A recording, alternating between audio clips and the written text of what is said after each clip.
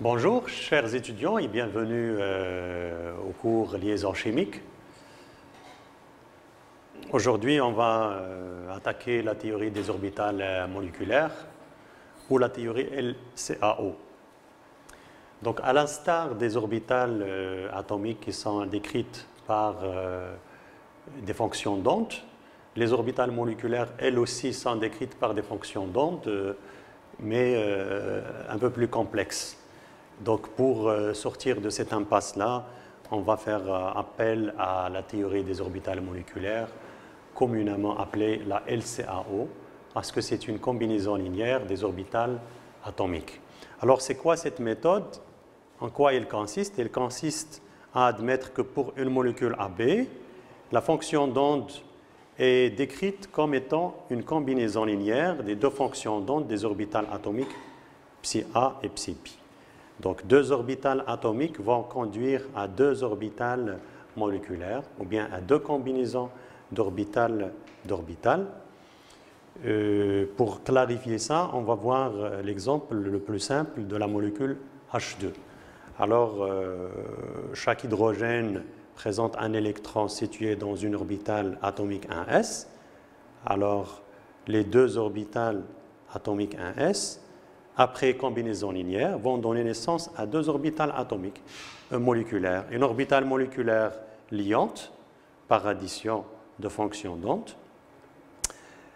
et une orbitale moléculaire antiliante par soustraction des fonctions d'onde. Le n ici, c'est un facteur de normalisation. Alors, l'orbitale moléculaire liante, elle est symbolisée par sigma, 1s parce que ça découle des orbitales atomiques 1s, et sigma étoile 1s parce que ça découle bien sûr des orbitales atomiques 1s. Alors, c'est quoi les caractéristiques de ces orbitales moléculaires? Alors, l'orbitale moléculaire sigma 1s, et là, elle présente un axe de symétrie qui passe entre les noyaux des deux atomes. C'est une symétrie de révolution. Et la densité électronique, elle est maximale entre les deux noyaux. L'orbitale moléculaire antiliante, par contre, elle présente une densité électronique très réduite entre les deux noyaux. Et cette densité-là, elle est symétrique par rapport à un plan nodal dans le cas de cette orbitale antiliante. Alors, comment remonter à la structure électronique moléculaire? Donc, les deux électrons situés sur les orbitales atomiques vont passer à l'orbitale moléculaire qui est la plus stable. Donc, tout en respectant l'ordre de remplissage, on va avoir une structure électronique moléculaire sigma 1s2. Dans le cas de l'ion H2+, la structure électronique, elle est de ce type-là, sigma 1s1, parce qu'il ne présente qu'un seul électron. Donc, ça fait impliquer un électron d'un atome H. Le H+ ne présente pas d'électron, donc on va avoir ce diagramme d'énergie avec la configuration sigma 1s1. Comme vous remarquez ici, l'existence de cette espèce ne peut pas être prédite ou expliquée par le modèle de Lewis, et ça constitue l'une de ses insuffisances. Pour la molécule He2, chaque atome d'hélium possède la configuration 1s2. Donc, après interaction, ça va donner naissance à deux orbitales moléculaires, une orbitale moléculaire liante de type sigma 1s et une orbitale moléculaire antiliante de type sigma étoile 1s. Par contre, ici, le remplissage, les deux orbitales sont remplies et on va avoir la structure électronique pour l'hélium 2 de ce type, sigma 1s2, sigma étoile 1s2. Pour l'ion He2+, on a un électron de moins. Donc la structure devient sigma 1s2, sigma étoile 1s1. À ce stade, on va définir l'ordre de liaison ou l'indice de liaison. Alors, c'est quoi l'ordre de liaison? Il est défini comme ça. I égale 1 demi, n moins n étoile. Avec n, c'est le nombre d'électrons dans toutes les orbitales moléculaires liantes. N étoile, c'est le nombre d'électrons dans toutes les orbitales moléculaires antiliantes. Donc, ceci est valable pour tous les systèmes moléculaires. Alors, on va calculer le I pour l'hydrogène.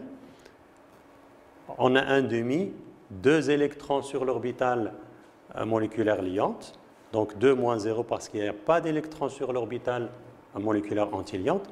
Donc, on va avoir un I égale 1, et ça veut dire qu'il y a une seule liaison de type sigma. Pour la molécule H2+, I est égal à 1 demi. C'est quoi la signification de ça? Donc, ça veut dire que c'est une demi-liaison. L'espèce, elle est instable d'un point de vue durée de vie. Pour l'hélium, l'indice de liaison est égal, il est nul. Donc, cette espèce n'existe pas. L'hélium de plus, 1 demi. Donc, c'est une espèce qui est instable. Dans ce tableau-là, on rassemble donc pour plusieurs entités les structures électroniques, les indices de liaison, mais aussi deux valeurs expérimentales que sont l'énergie de dissociation, donc c'est l'énergie nécessaire pour dissocier les molécules, et la longueur de liaison. Alors qu'est-ce qu'on remarque ici? On remarque que plus I augmente, plus la force de la liaison augmente. Donc l'énergie de dissociation augmente, ça devient plus difficile de casser la liaison, et la longueur de liaison, bien sûr, elle devient petite parce que l'entité elle est plus stable. Maintenant, on va passer aux atomes, aux molécules diatomiques de type A2, où les atomes font partie de la deuxième période du tableau périodique. Alors, à la différence par rapport à n égale 1, les couches de valence de ces atomes, elles vont avoir des orbitales atomiques de S, mais aussi des orbitales de P. Donc, nous aurons deux types de recouvrements, des recouvrements 2S, 2S, et des recouvrements de P, de P. Alors, pour le recouvrement 2S, 2S, c'est comme le recouvrement 1S, 1S. Ce qui diffère, bien sûr, c'est que la 2S, elle est moins stable par rapport à la 1S, et 2S avec la 2S, ça va donner sigma 2S, sigma étoile 2S.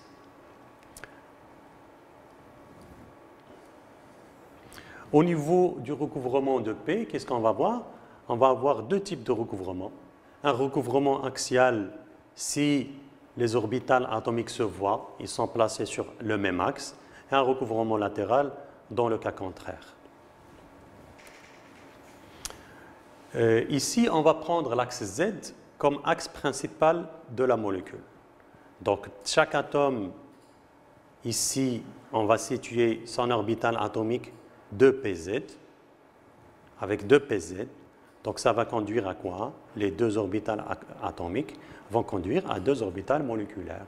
Une orbitale sigma de pz cette fois-ci, c'est l'orbitale liante, et une orbitale moléculaire antiliante de type sigma étoile de pz.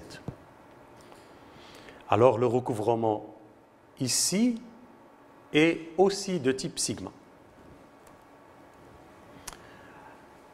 Alors c'est quoi les caractéristiques de ces orbitales moléculaires? La sigma de pz elle est caractérisée par un axe de symétrie qui passe par les noyaux des deux atomes. La densité électronique elle est maximale entre les deux noyaux et la liaison elle est très forte. Par contre, pour l'orbitale antiliante sigma étoile de pz, elle présente un plan nodal ici et on a une symétrie très réduite entre les noyaux qui composent la molécule. Maintenant, pour le recouvrement latéral, qui est un recouvrement qui est plus faible par rapport au recouvrement axial, les orbitales devront être situées comme ça, que ce soit 2px ou 2py. Alors, si on prend l'exemple de 2px avec la 2px, ça va conduire a deux orbitales moléculaires. Une liante, cette fois-ci, on va la symboliser avec pi de px et pi étoile de px pour l'antiliante. Vous comprenez que c'est deux orbitales qui sont moins stables que les orbitales sigma. Voilà, l'orbital pi de px présente une densité maximale entre les noyaux et il n'y a pas d'axe de symétrie pour la densité électronique. Et sont plus stables, ça veut dire la pi de px, elle est plus stable par rapport aux orbitales atomiques de départ. Par contre, l'orbitale antiliante, elle est moins stable et elle est caractérisée par une faible densité électronique entre les noyaux et un plan nodal à l'instar des orbitales antiliantes de type sigma. Le recouvrement latéral donc conduit à des liaisons de type pi qui sont beaucoup moins fortes, ils sont faibles comparativement aux liaisons de type sigma. Avec bien sûr, une fois qu'on a des liaisons de type pi, on va bloquer la molécule ou bien le système et on va avoir une absence d'axe de symétrie. Voilà, donc on enchaîne sur diagramme énergétique d'une molécule, donc A2, où A est un élément de la deuxième période. Qu'est-ce qu'on voit ici? On va commencer dans le diagramme énergétique par situer les orbitales atomiques. 2s, bien sûr c'est plus stable, la 2p elle est moins stable. Vu qu'ici on a une symétrie, c'est le même atome, donc on va mettre 2s sur le même niveau énergétique. La 2p avec la 2p. Alors ça donne quoi? La 2s avec la 2s, ça va nous donner deux orbitales moléculaires de type sigma, sigma 2s et sigma étoile 2s. La 2p, comme on avait dit, il y a deux types de recouvrement. Le recouvrement axial va conduire à des orbitales moléculaires de type sigma, sigma de pz et sigma étoile de pz. Et à 4 orbitales, si le recouvrement elle est latéral. C'est pi de px, p de py, p étoile de px, p étoile de py. Voyons le cas du fluor par exemple, où le fluor c'est Z égale 9, il présente 7 électrons de valence, 2 électrons situés sur la 2s et 5 électrons sur la 2p. Donc on va les mettre comme ça, de ce côté-là et de ce côté-là. Les orbitales, elles sont comme ça. Pour le remplissage, qu'est-ce qu'on va faire? On a 7 électrons plus 7 électrons, ça va donner 14. Donc on va commencer le remplissage des orbitales moléculaires en respectant les règles de remplissage, en l'occurrence la règle de Hund et la règle de Pauli. Donc on va mettre dans chaque orbitale 2 électrons et pas plus, et on doit les situer antiparallèles. Alors nous aurons sigma 2s, 2 électrons, la sigma étoile 2s, et ainsi de suite, jusqu'aux orbitales p étoile de px, p étoile de py. La configuration électronique, elle est ainsi écrite comme ça, sigma 2s2, sigma étoile 2s2, sigma de pz2, p de px, p de py4. On peut ici faire une petite séparation et avoir juste la 2 sur pi de px et 2 sur pi de py. C'est la même chose. Puis pi étoile de px, pi étoile de py. Si on calcule l'ordre de liaison, on va trouver une seule liaison de type sigma parce que i est égal à 1. Et ça coïncide bien avec le modèle de Lewis ici. Maintenant, qu'est-ce qu'on remarque au niveau de cette molécule F2? Dans son diagramme énergétique, il n'y a pas d'électrons célibataires. Donc, on va dire que c'est une molécule qui est diamagnétique parce qu'il n'y a pas d'électrons célibataires. C'est comme ça qu'il est défini dans le cadre de cette théorie. Passons à la molécule O2.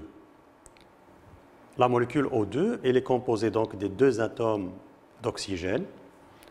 Ici, on a 2 électrons sur les orbitales atomiques 2s, des deux côtés, et 4 électrons sur les orbitales 2p. Donc au total, nous avons 6 électrons plus 6 électrons, ça va donner 12 électrons. Donc on va commencer le remplissage depuis l'orbitale moléculaire la plus stable en mettant 2 électrons sur chaque orbitale.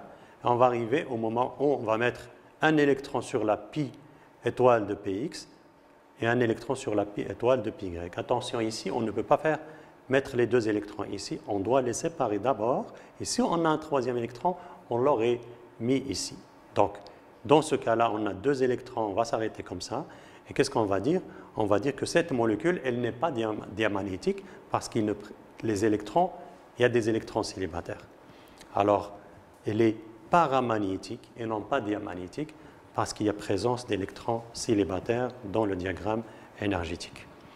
Et ça tombe bien, la molécule d'oxygène est paramagnétique d'après les expériences parce qu'un filet d'oxygène, il présente une déviation à proximité, lors de son passage à proximité des pôles d'un aimant.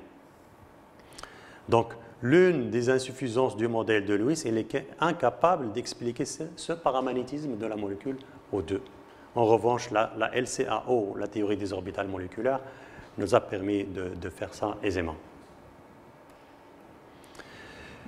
À ce stade, il faut noter qu'il y a des cas où on assiste à une inversion d'orbitales moléculaires. Et cette inversion-là, elle concerne les orbitales moléculaires pi de px, pi de py, avec la sigma de pz. Généralement, on a la sigma de pz qui est plus stable, mais si la molécule implique un ou deux atomes de type lithium, beryllium, bore, carbone ou azote, ces 2 orbitales moléculaires, elles vont être inversées, elles vont subir une inversion. Dans le cas de N2, par exemple,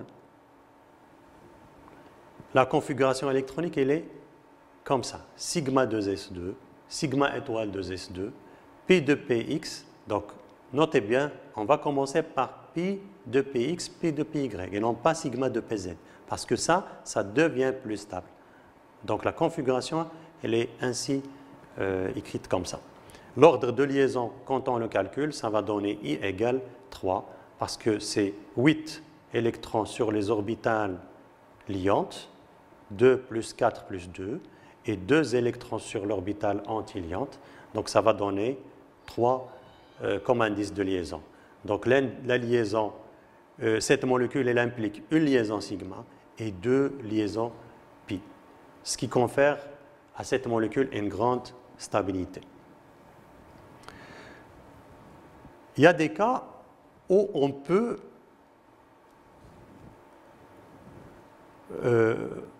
assister à cette inversion. Donc, comme je viens de dire, si seulement un seul atome fait partie de ce type d'atome-là, il y a inversion. Sinon, si les deux, c'est la même chose. Dans le cas de N2, C2 ou ainsi de suite. On va voir ici la molécule hétéronucléaire. Donc, c'est pas de type A2, c'est de type AB. Qu'est-ce qu'on a ici comme particularité? Les orbitales atomiques des 2 atomes, ils ne sont pas situés sur le même niveau énergétique. Les orbitales atomiques de l'atome avec Z supérieur, ils sont relativement plus stables. Donc, la 2s de l'orbitale de la molécule, plutôt de l'atome O, elles sont un peu plus stables par rapport aux orbitales atomiques de l'azote. Donc, de même pour les orbitales atomiques de P. Par contre, au niveau du diagramme, ça ne change pas.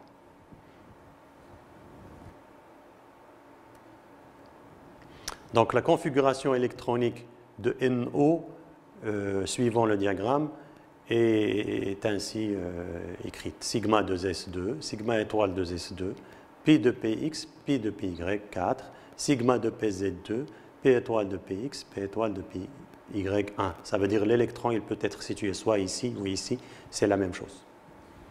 L'ordre de liaison de NO, elle est égale à 2,5. C'est pas entier. C'est pas entier.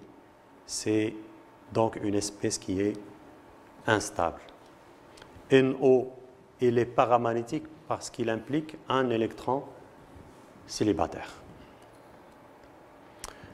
Une remarque intéressante ici, c'est que l'addition ou le retrait d'un électron permet de stabiliser les espèces instables. On va voir un exemple ici, en passant de NO, où on avait un indice de liaison de 2,5, à NO+, on a un électron de moins, on va avoir un indice de liaison est égal à 3. Donc, en passant de 2,5 à 3, on va assister à une stabilisation de l'espèce. Maintenant, on va voir un exemple un peu particulier. C'est dans le cas où il y a l'atome d'hydrogène qui va avoir une liaison avec un autre atome, ici le fluor. On va commencer par le fluor. Qu'est-ce qu'on remarque? On a un diagramme de ce type-là. Les orbitales atomiques du fluor, elles sont plus stables par rapport à l'orbital 1s de l'hydrogène. Elles sont situées comme ça. Et vu qu'on a un seul électron célibataire ici, un seul électron célibataire sur la 2p5 du fluor, il va y avoir un recouvrement entre les deux électrons pour avoir une orbitale liante sigma, une orbitale anti-liante sigma étoile. Par contre, les orbitales qui ont été remplies, elles vont conserver la même dénomination, le même niveau énergétique et la même forme, ce qui va donner des orbitales moléculaires qu'on va appeler des orbitales non liantes. Donc ces orbitales-là, elles vont être appelées des orbitales non liantes. De même pour les molécules HCl, HBr et HI. Pour HCl, on va avoir un recouvrement entre la 1s et la 3pz. Pour le HBr, un recouvrement entre la 1s, toujours de l'hydrogène, et 4pz. Pour le HI, c'est un recouvrement entre la 1s1 et les 5pz. En conclusion, la méthode LCAO est une méthode qui est basée sur des approximations. Elle nous a permis d'expliquer l'existence des espèces que le modèle de Lewis était incapable d'expliquer. Par exemple, la H2+, l'hélium 2+, c'est des espèces qui peuvent exister malgré leur faible durée de vie. Ce modèle aussi nous a permis d'expliquer le paramagnétisme de l'oxygène O2, ce qui est prouvé expérimentalement. Il nous a aussi permis d'expliquer la différence entre une liaison de type sigma et une liaison de type pi, la nature du recouvrement. Et comme nous avons dit, les liaisons de type pi, elles sont relativement moins stables par rapport aux liaisons de type sigma. La LCAO ne peut malheureusement pas expliquer facilement l'existence des molécules polyatomiques, 3 atomes ou plus. Dans ce genre de molécules, on est ramené généralement à résoudre l'équation de Schrödinger, qui est une équation plus complexe et qui implique bien sûr des logiciels de calcul. Voilà, merci.